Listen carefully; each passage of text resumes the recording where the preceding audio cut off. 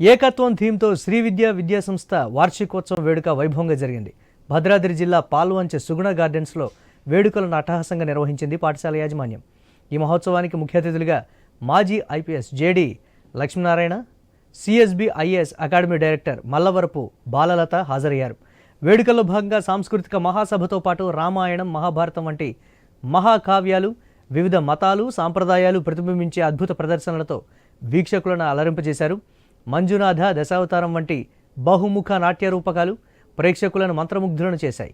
ఈ వేడుకకు తల్లిదండ్రులు భారీ సంఖ్యలో హాజరయ్యారు.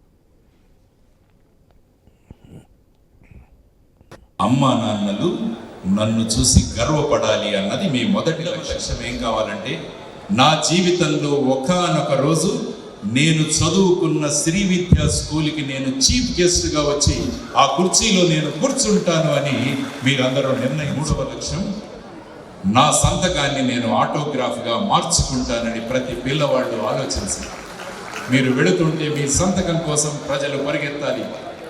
అమ్మ, మేడం సైన్ చేయండి, సార్ సైన్ చేయండి అని మీ సంతకాలు ఆటోగ్రాఫ్లుగా లక్ష్యాలు కనుక మీరు సాధిస్తే భారతదేశం ప్రపంచంలో నెంబర్ 1 ర్యాంకు సాధిస్తుంది అని.